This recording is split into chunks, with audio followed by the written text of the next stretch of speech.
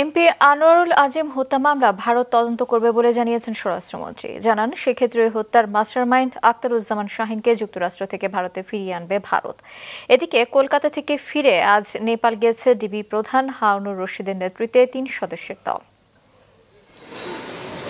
MP Anwarul Azim হত্যাকাণ্ডে গ্রেফতার আসামিদের জিজ্ঞাসাবাদে পাওয়া তথ্যে এদেশের গোয়েন্দারা কলকাতায় গিয়ে সঞ্জীবা গার্ডেন্সের সেপটিক ট্যাঙ্কে খুঁজে পান দেহাংশ, যেসব আনোয়ারুল আজিমের হতে পারে বলে ধারণা গোয়েন্দা পুলিশের। বৃহস্পতিবার দেশে ফিরে মামলার আরও তদন্তের জন্য আজ নেপাল গিয়েছে গোয়েন্দা পুলিশ। বিমানবন্দরে তারা জানায়, কলকাতায় আজিম হত্যার পর অনেক আসামি নেপাল পালিয়ে যায়। ইন্টারপোলের সহায়তায় কাঠমান্ডু পুলিশের কাছে গ্রেফতার আসামি সিয়ামকে জিজ্ঞাসাবাদ শেষে দেশে ফিরিয়ে আনার সম্ভাবনা রয়েছে। ইন্টারপোলের মাধ্যমে আমরা কাঠমান্ডু পুলিশকে জানিয়েছি যে এখানে সিয়াম সহ বেশ কয়েকজন আসামি তারা কেউ চলে গেছে, কেউ আছে।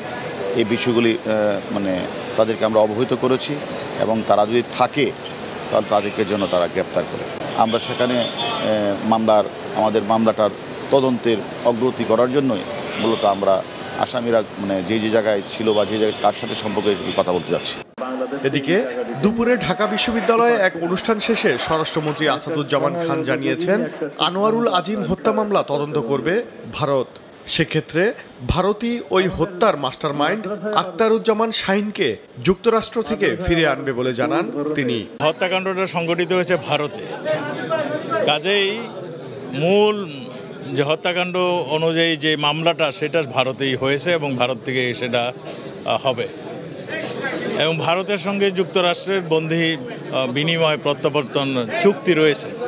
কাজেই এটা ভারত সরকারই তাদের কাছে আবেদন করবে, যেহেতু ঘটনাটা ঘটেছে তাদের দেশে।